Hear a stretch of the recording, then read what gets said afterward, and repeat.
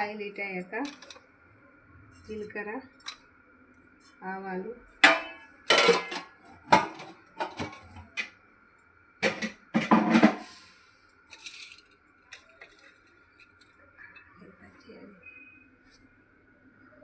పచ్చిమిర్చి వేసుకున్నాం. తర్వాత కరివేపాకు,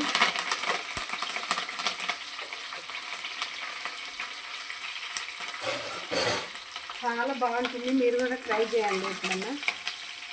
తర్వాత ఆనియన్ వేసేసుకుందాం.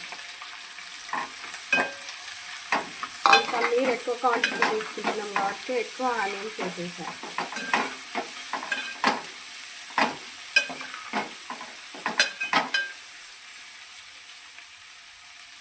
మధ్యలో ఒక్కొక్కసారి కలుపుకుంటే మాడిపోతుంటే కొంచెం ఉంటాయి.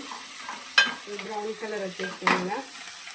ఇప్పుడు కొంచెం పసుపు, అల్లం వెల్లిగడ్డ, ఫ్రెష్ అల్లం వెల్లిగడ్డ అయితే బాగుంటుంది.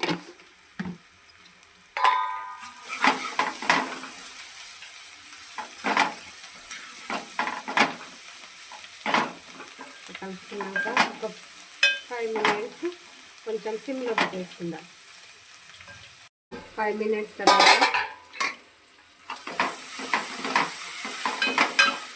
బాగా కలుపుకొని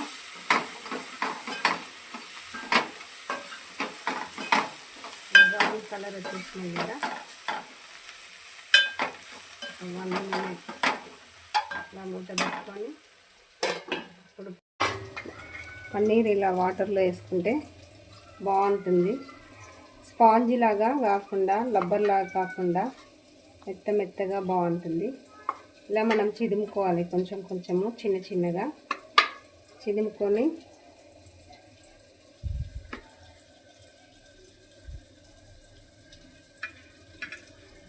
మనకి ఎంత క్వాంటిటీ బట్టి అంత తీసుకుందాం. ఎక్కువ కావాలనుకుంటే ఎక్కువ తీసుకోవచ్చు. కొంచెం కర్రీ అంటే కొంచెం తీసుకోవాలి.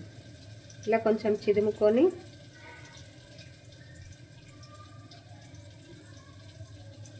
దీంట్లో వేసేసుకుందాం. ఆనియన్స్లో వేసేసుకొని కలిపేసుకుందాం. ఇలా కలిపేసుకున్నాక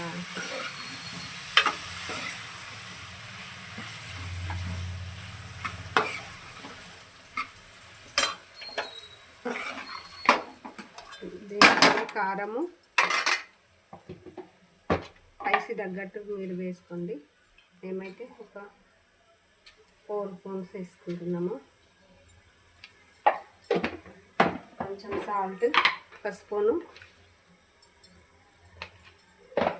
మళ్ళీ ఒకసారి కలిపేసుకుందాం.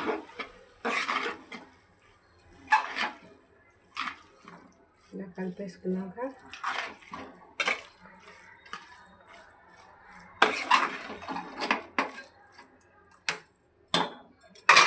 కొంచెం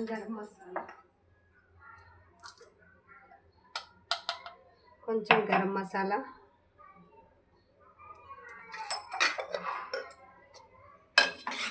గరం మసాలా వేసుకొని కూడా కలిపేసాం.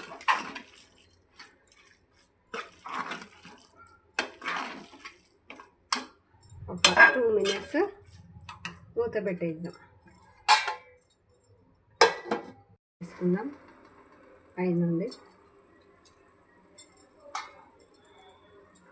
వేసుకొని మూత పెట్టేసుకుందాం. ఒకసారి